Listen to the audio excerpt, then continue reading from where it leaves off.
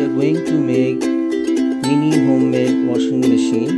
For this we need to make two parts, one the dryer part and then the washer part. The first part shows how to make the dryer part. You can see plastic containers have been taken and they have been fitted with DC motor of 14 volts.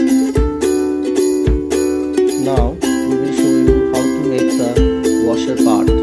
This is the washer part. This is the dryer.